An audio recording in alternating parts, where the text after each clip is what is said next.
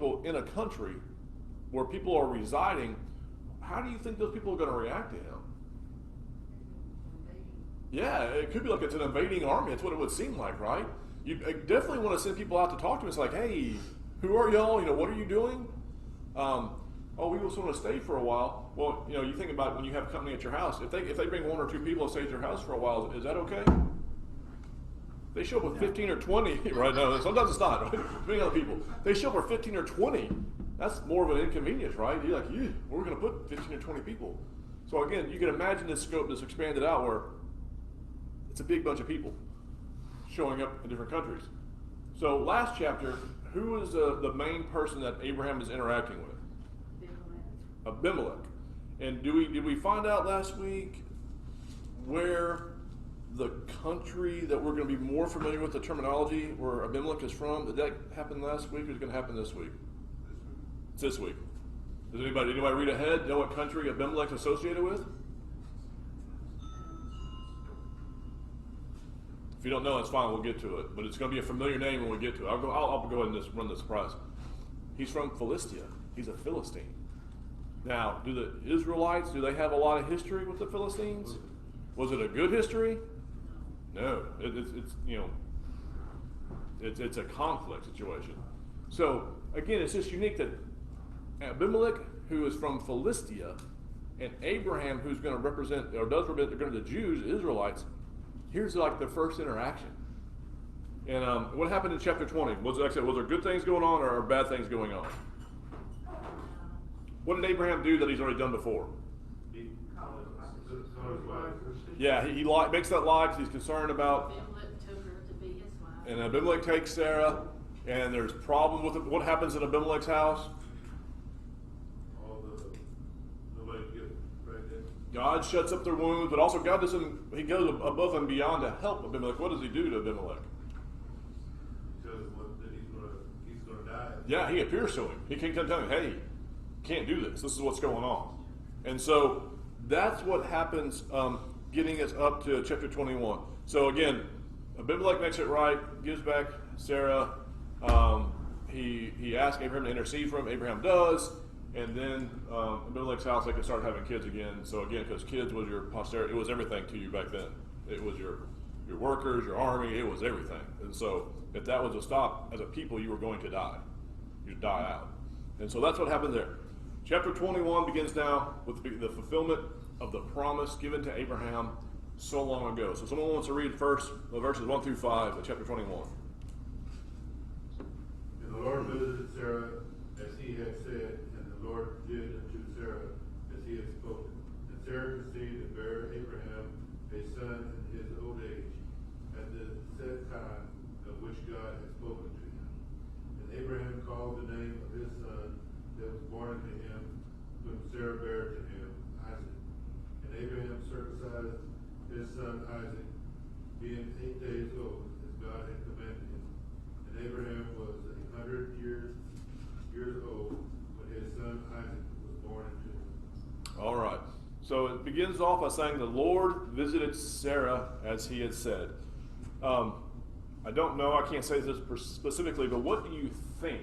Did the Lord physically come back and visit Sarah at this time? Is there an indication of that? Or do you think he visited her in the sense that the promise was fulfilled that he had given her? Probably promise. It seems like it's the fulfillment of the promise. It doesn't, at least when I read that, and I could be wrong, it doesn't act like he shows up again as he had, when he appeared to him in man form to talk to him. So the appearance there is probably just a fulfillment of the promise. So she has a son in her old age. In verse 3, Abraham names the son, the name that was given to him a few chapters back. He calls him Isaac in justice. What does Isaac mean? Happy. Laughter. Yeah, last time you had that, I figured you'd have it again this time. But Isaac means laughter. And he goes on and he points out, I guess maybe it's in our next reading when Sarah talks about it. Yes, in the verse 6, we didn't quite get to it. So how old was Abraham whenever Isaac was born? 100. And how old was Abraham when the promise was originally given to him? 75 years old. So this promise took 25 years to fulfill. And we think we already know because we've been reading about the history about how they were concerned it was going to take too long. Because again, when the promise was given to Sarah and Abraham, she was 65. She was already past the time of having children when the promise was given. Now, 25 years later, she's way past. Again, do you think that was done intentionally or just by happenstance? No, definitely intentionally, right? It was intentionally because, again, when God, sometimes or maybe all the time, when God does something, it reminds me of a line from the football movie. Remember the Titans? Leaves no doubt. He's making it perfectly clear that this wasn't natural, that this was supernatural. If you think about New Testament flashing forward, thousands of years, when Lot died. Good night. It's not Lot. My brain is so bad. What were you saying now? Who is Mary's brother? Lazarus. There was another L name. I'm just way off, dude. Wow. When Lazarus died and Jesus waited, how long did he wait? 4 days. 4 days. When he showed up, what did his sister say to him? He stinks by now. What was Jesus doing by that delay? Showing that he has the power over life and death. Leave no doubt. This was going to be like, oh, he was recently dead, not really dead. He was just sick. Leave no doubt. So again, when I see this right here, that's what God is doing. 25 years, 100 years old for Abraham, 90 for Sarah. Leave no doubt this wasn't natural. This was God's doing. That makes sense? Anything else in those first 5 verses? Proof of that point, the second part of verse 2 says, at the set time which God has spoken to him. It was his plan. This is what was going to happen. That's what happened. It was his time frame, right? He had it all along. So people like we're not aware necessarily of God's time frame. And so we want things to happen on our schedule. And when sometimes it's out of our schedule, it makes us uncomfortable, makes us begin to doubt. Again, you think of what Sarah did with her handmaid. All these things, right? But when Isaac was born, it was according to God's timetable. Now, this specifically might refer to the fact that they were just there a year before. God was actually there in person, if you will, and said, at this time next year, he honed it in as it got closer. This is going to happen now shortly, and within the 9 months when it conceive and have a baby, that's when this is going to happen. I'll be back, and so it also probably could be referring to that as well. A little later in here when she despises Hagar. The King James says took the lad and put him on a tree, and I think this kid is 14, 15 years old. Oh yeah, at least. That ain't no lad. Right. Yeah. Again, terminology, not how we would refer to a lad. We don't refer to a teenager as a lad typically. Because it's just born in with the way it reads, almost like, wait a minute, I'm missing something. Yeah, it's kind of misleading again if you don't think about it. But again, it points out that Abraham was 86 Yes. when Ishmael was born. So if he's 100, whenever Isaac's born, he's 14. And then when we're going to have the recorded instance here, it's after Isaac is weaned. So when do you wean a child? Typically, average? Around 2. Yeah, a couple of years. So he's at least 16 Yeah. when this is going on. That's what I was thinking, because it said sitting by the tree by himself, and the next thing she's silent, and I'm thinking, wait a minute, that's not no like that. No, it's not like sticking a baby under a bush. No, it's definitely not that. Right. What else? Anything else? I was going to ask Cody this. I thought about this while I was reading it. Whenever you look at the verses 1 and 2, it talks about the Lord visited Sarah, and the Lord did unto Sarah as he had spoken. Sarah conceived, and bare Abraham a son in his old age, at the set time which God had spoken to him there. And then whenever he circumcised Isaac, he's doing as God commanded him. Is there any significance there in the changing of those words between Lord and God that you know of, and that you remember? And I just kind of put you on the spot in word study or anything like that. No. Lord is Yahweh, God is Elohim. Yeah. I mean, they both convey Refer to the same person. I just wondered. plurality. Okay. I just didn't know if it was, like I said, if a different unique person of the Godhead at different times there, since they do change the words in that same context. Right. Okay. Somebody read 6 through 8. And Sarah said, God has made me laugh, and all who hear it will laugh with me. She also said, who would have said to Abraham that Sarah would nurse children? For I have borne him a son in his old age. So the child grew and was weaned. And Abraham made a great feast on the same day that Isaac was weaned. Okay, so again, Sarah going back and talking about how the child is going to make her happy, and people who hear about it will be happy. But it uses the term laugh. Again, we already said that Isaac means laughter. Now, when she's using the term laugh here, is it like in a good way or in a mocking way? Well, right here it sounds like, to me, it reads like it's in a good way, right? Like it's actually has a connotation of joy.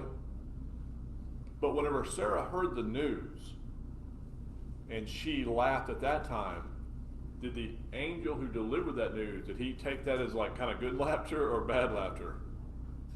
It was bad at that time. Yeah, kind of bad connotation, like unbelief laughter. Like that's the funniest thing I ever heard, right? Here it's more of a joyful laugh. Yeah, that's how I take it. I don't. There's no big significance in that, but that's how I take it. This seems to be the good side of the laughter instead as opposed to the mocking side of the laughter that happened earlier that she was called out for. Again, she expressed her amazement again that she's so old, having a child, nursing a child. And then it talks about whenever he is weaned that Abraham is going to make or made this great feast for him. And again, we're estimating that probably was a couple of years old. Anything else in that? Okay. Read 9 through 11. Someone please. And Sarah saw the son of Hagar the Egyptian, which she had borne unto Abraham mocking. Wherefore she said unto Abraham, Cast out this bondwoman and her son, for the son of this bondwoman shall not be heir with my son, even with Isaac. The thing was very grievous in Abraham's sight because of his son. All right. So this is the second recorded time that we're having conflict because of Ishmael and Isaac, right? What had already happened the first time? She had the son. Right, after she had the son, what did Sarah do with Hagar? Threw her out. She wanted her gone then, right? And she treated her, well, she wanted her gone, and she treated her horribly so much that Hagar ran away. Yeah. God appeared to him and says, go ahead and go back and submit, which would be a hard thing to do, so she does go back. Here now, again, we were talking about ages, Isaac probably around 2, Ishmael 16-ish plus, somewhere in there. And it says, at this big feast that Abraham's throwing, celebrating Isaac being weaned, what is Ishmael doing? What do you typically see 14-year-old kids doing, 15, 16-year-old kids doing? What is he doing? Mocking. Doesn't tell us what he's doing, but somehow making fun of, right? Actually, in the language area, the word mocking is it has the emphasis of not just a singular time, but this is something that had been like ongoing, perpetual. He is making fun of, aggravating, mocking Isaac. And my Bible says laughing, so he wouldn't be laughing at it. Yeah, laughing at it. So, based off what Sarah says here, the reason she wants him gone, what do you think? Again, this is a think, so it doesn't necessarily make it for sure. What do you think he could have been making fun of Isaac about? She didn't want him to be an heir. What did you say, sir? He'd be the oldest and everybody would be the heir. That's possibly what it could have been. They think this baby is going to be the heir. I'm the firstborn. So that possibly. So how do you think that would have sat with Sarah? Not good at all. Not good at all. Because Sarah is the wife, right? Isaac is the child of promise. And so her solution, yeah, I don't want this here. And sometimes things like that is necessary. What do we tell hopefully you tell your kids, or you tell maybe yourself, if you're in a situation where you have an antagonist, an enemy that's trying to bring you down. With your kids' case, it could be just spiritually speaking, bad influences. What do you have to do? Separate. You got to separate. You got to get yourself away from them, right?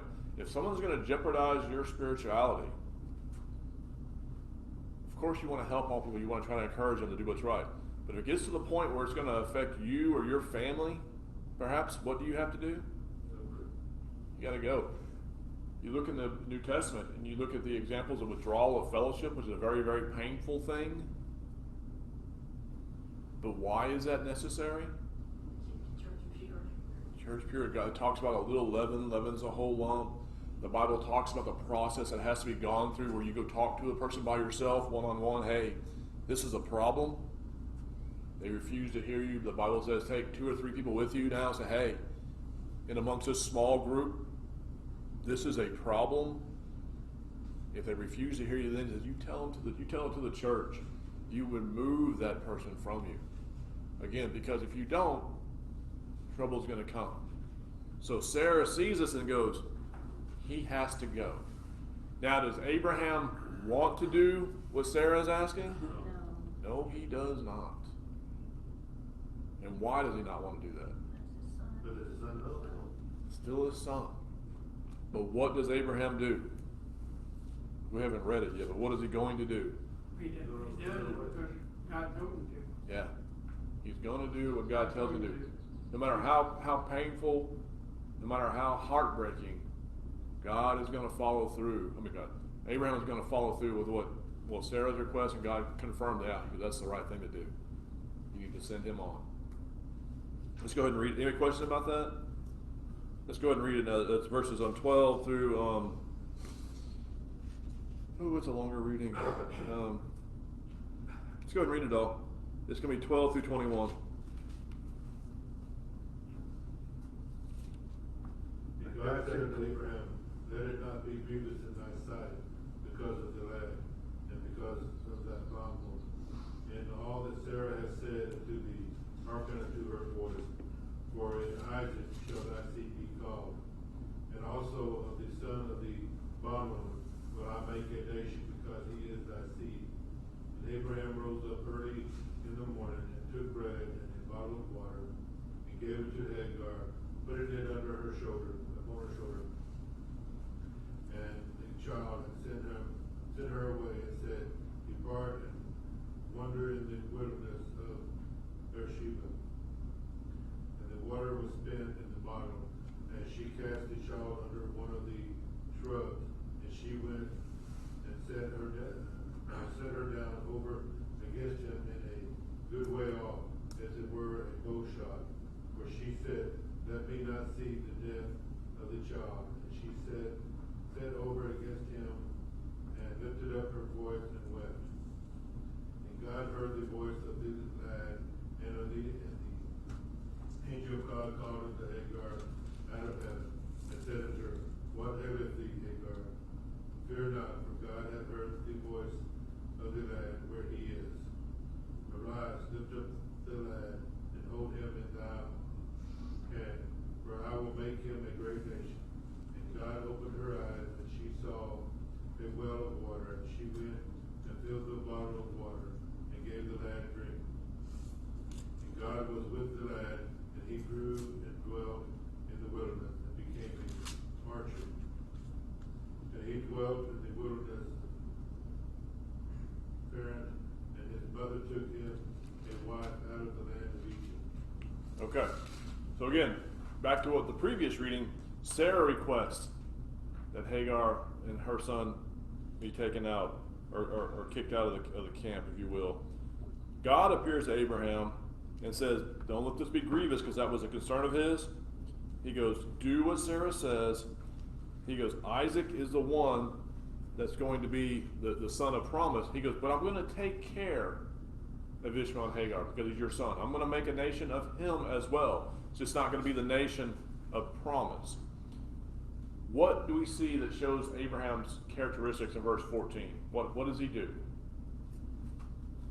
He wakes up, When does he do it? and then he It says early in the morning. that same term, who did we hear about that in the last chapter? Abimelech.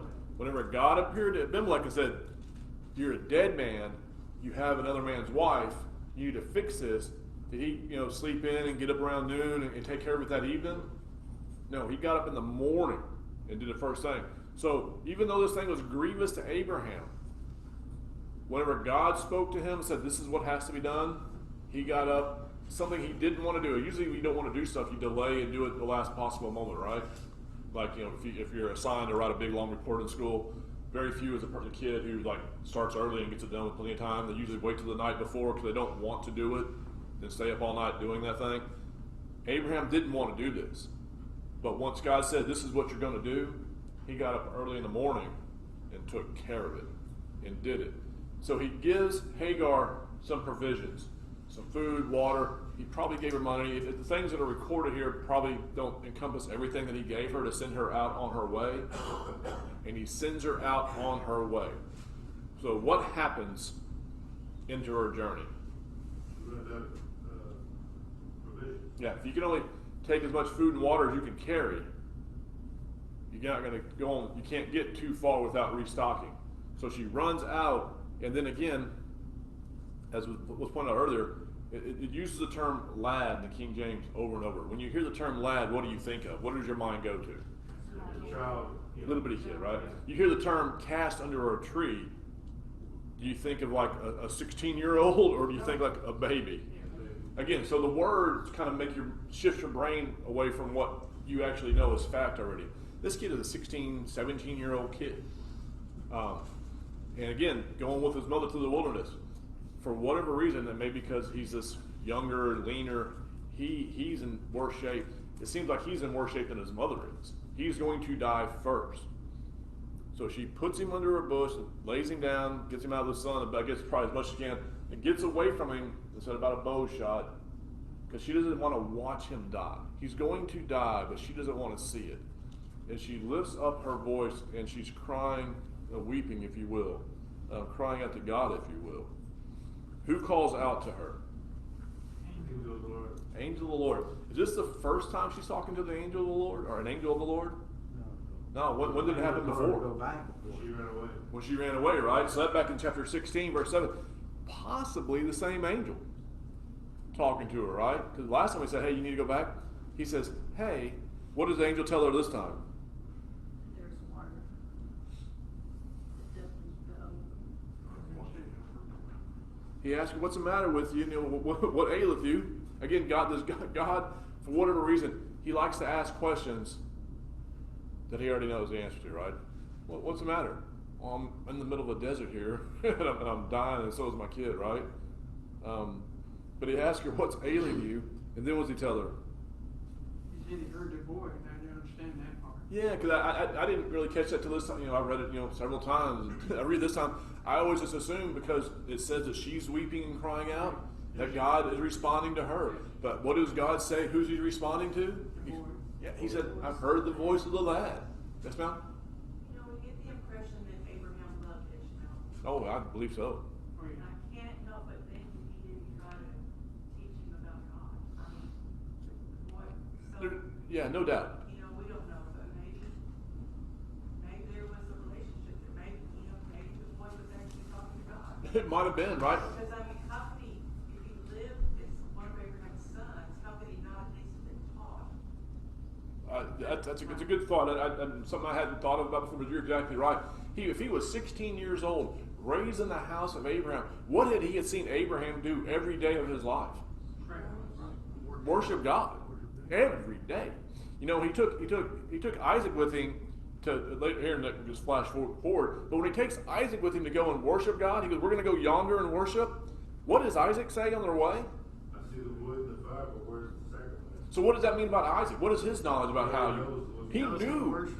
He knew how to worship. So do you think, can we assume, probably safely so, that Ishmael knew about God and knew about worship? Oh, I believe so.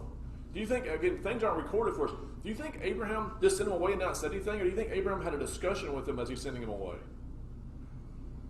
What would you tell, what do we tell, what do you tell your kids when you send them off to school, flashing forward to us, when they go out to college? What's the most important thing to go to school? God. You tell them it's super critical you get education, it's super critical you get a good job. Don't lose your faith when you leave my house. Do you think, is it reasonable to assume that Abraham had that same discussion? I believe so. I believe so. Right? So again, And the angel of the Lord said, God heard the kid's voice. yeah. So it's either one of two things. Either God was attuned just to the circumstance that Ishmael found himself in, no fault of his own, other outside the mocking, right? Or the fact that perhaps that he was calling out to God. He was probably humbled. Yeah. Yeah. And, I mean, he's a teenager. He's 16, a 17 teenager. wasn't too long ago. The attitude of the teenager, right? The firstborn of Abraham. How do you think everybody else? Do you think everybody else in Abraham's clan understood that the 2-year-old was the heir, or perhaps that Ishmael might be the heir? Probably thought Probably Ishmael was Ishmael, because Ishmael was the first one. Probably thought, and Ishmael was probably telling him that, right? Hey, this is going to be me, and so he's probably coddled. He's probably taken care of.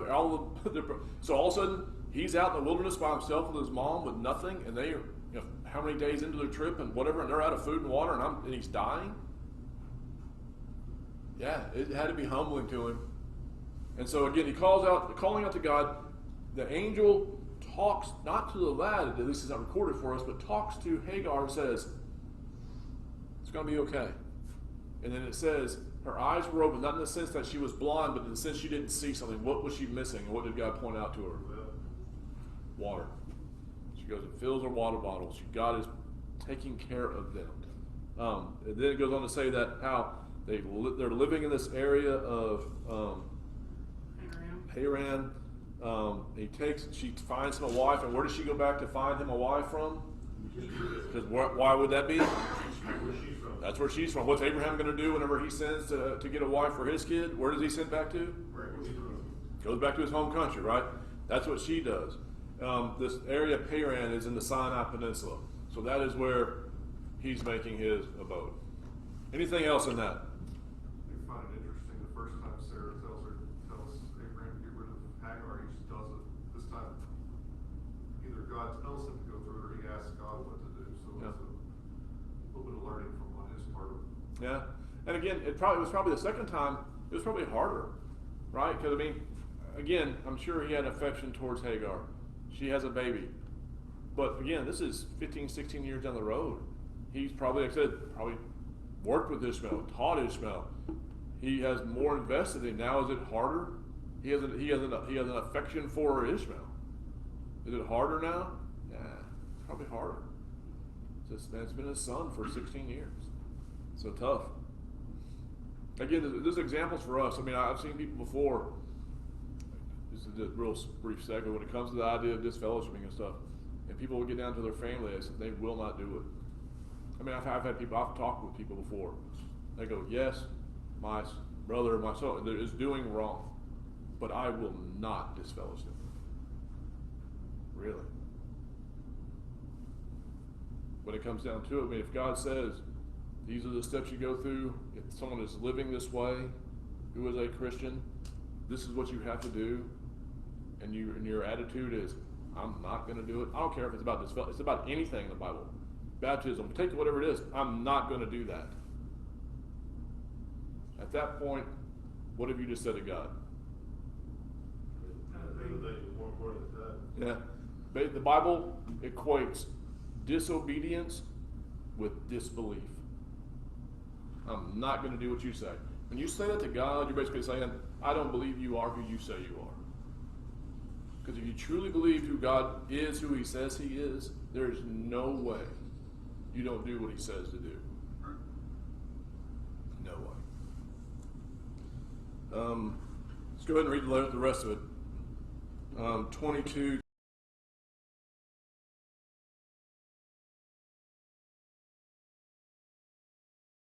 At that time, Abimelech and Phicol, the commander of his army, said to Abraham, God is with you in all that you do.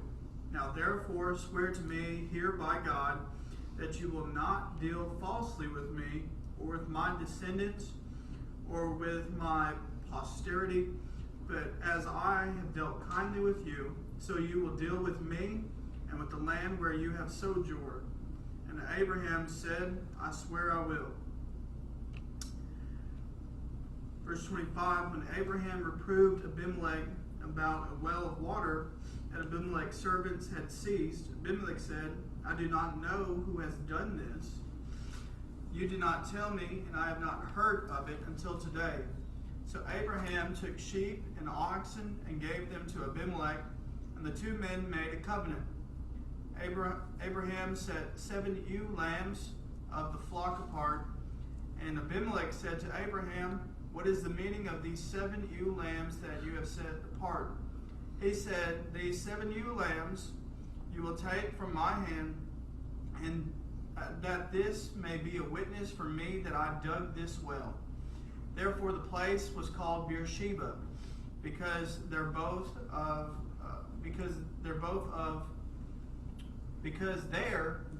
them swore an oath. And they made a covenant at Beersheba. Then Abimelech and Phicol, the commander of his army, rose up and returned to the land of the Philistines. Abraham planted a tamarisk tree in Beersheba and called there on the name of the Lord, the everlasting God. And Abraham sojourned many days in the land of the Philistines. So there's that last part, the idea of where he tells you where Abraham is. He's in the land of the Philistines. And again, we know all the history between the Israelites and the Philistines that happened. What does Abimelech recognize early on in this reading that Cody just did for us? What does he realize about Abraham? God's with you. And because God's with you, because Abimelech, flash back to a chapter ago, he's had a vision where God talked to him about Abraham, right? So he sees that. He sees how Abraham's blessed. He sees how Abraham doesn't have a country, yet Abraham has all this possessions and all this wealth. And he goes, no doubt God is with you. So being a smart, shrewd man, what does he do? Yeah, he goes, I want you to promise me something. He goes, I want you to repay me for the kindness I've showed you by letting you dwell in our land. I don't want you to have any problem with me, my sons, my sons' sons. He's asking for a pact, a multi-generational pact. And what does Abraham say? I agree. Yeah, sure, okay. He then reproves him because what had Abimelech's people done to Abraham's people? By violence. It says, I think his version said seized, but it took it by violence. And you're going to see that happen a lot, especially with Abraham, because again, Abraham doesn't have a country, so they're going around, they have flocks, they're digging wells. Well, the people whose country is show up and go, hey, that's our well. Well, you're either going to fight over it or you're going to go somewhere else and dig another well. So they had seized it. So Abraham brings it up. What does Abimelech say? This is the first I'm hearing about it. Again, these are both powerful men with vast amounts of people, so they didn't know every little thing that was going on. So he goes, I didn't know what's going on. He goes, we'll fix it.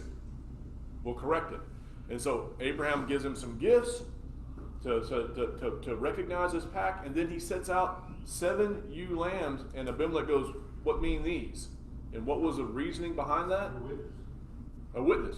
We see God and his people do several things. They build altars, they set up stones, they do things as a reminder, right? You can think about whenever they crossed the Jordan and they piled up the stones on the other side. Do you remember the reason that was given about them piling up them stones right there? The generation later will ask what the question is. Yeah. What's this pile of stone? When the kids who didn't cross the river ask, what's this pile of stones mean? You tell them about the story, right? This is what God did for us. So again, these 7 ewe lambs is not a permanent thing like the stones would have been, but still, it's a pact. And then it tells us where Beersheba gets its name. And where does it get its name? Because of the pact. It means well of the 7. That's what Beersheba means. So, had the town Beersheba, the place Beersheba, had it been mentioned before then right here, under the name Beersheba? Yes, it had. Even in this chapter, it had been talked about even before its name. Why is that? Before Moses' time, but tell them where it was. Exactly. Moses is recording this history after the fact, and even though the place hadn't been named yet, when Moses is referring it to it before its name, that's what eventually it's going to be named. That's what people would have known it by. So even though he uses the name in the historical context before the name was actually given. There's no problem with that. That makes sense. That's history, right? I mean, that's how kind of history works.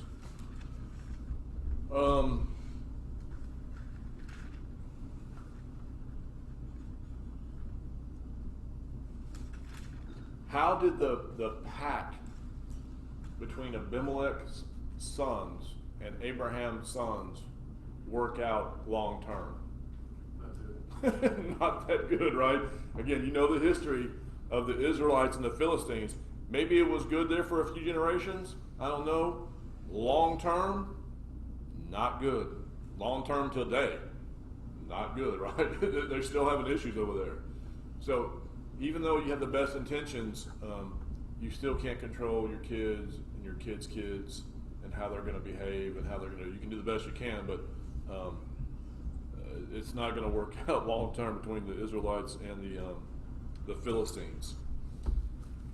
In verse 33, the Lord is given a unique name. I think it's the first time it appears. What does he call the Lord in verse 33?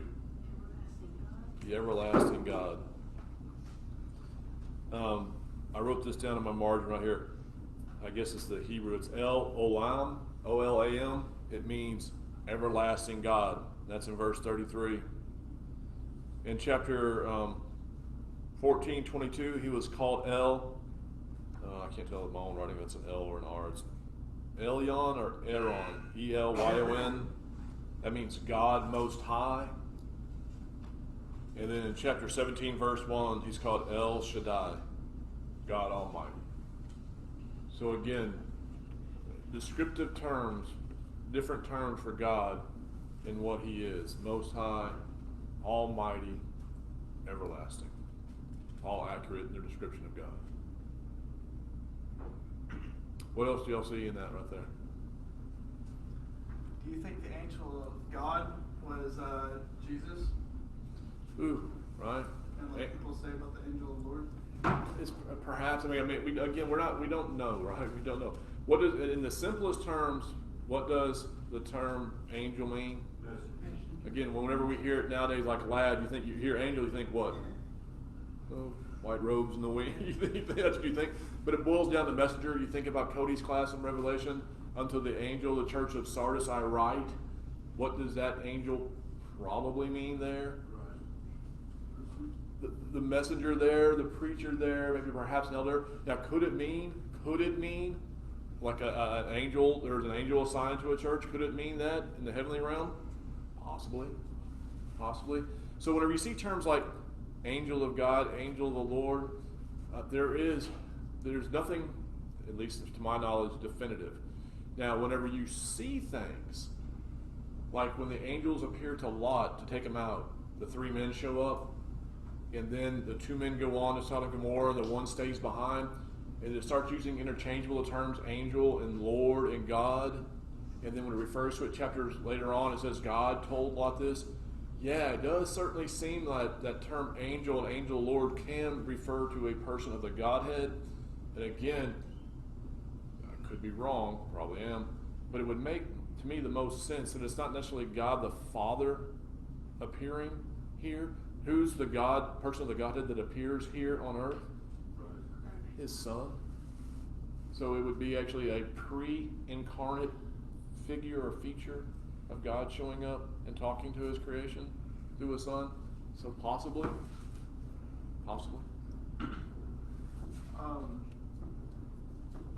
Something interesting kind of about the agreement he makes with the Philistines is that Abraham's seed's going to keep their promise, their portion of the promise, as long as possible. It's actually Abimelech's seed that goes against them. That breaks it? In Genesis 26. Yeah. And it again, that would tend to make sense, again, because hopefully if you're Abraham or you're a Christian, you're trying to do what's right and you make a promise to somebody, you're going to try to fulfill that because, again, you're trying to do what God wants you to do. Whereas Abimelech, if he represents the world and he just sees the benefits that Abraham or a Christian is getting and he wants to go into a league, is his word backed up with the fear of God? No, he's just trying to do it for a short-term gain, right? So as long as it's in his favor, he wants to abide by this agreement. Now it gets down to his kids, and they think they can take advantage by breaking the agreement. Are they going to break that agreement? Probably so. Probably so. And don't be surprised when you're dealing with people in the world, and that's what happens too, right? They want to make an agreement as long as it benefits them. As soon as that agreement doesn't benefit them anymore, don't be shocked when they break it. Thank you so much. We'll do chapter 22 next week.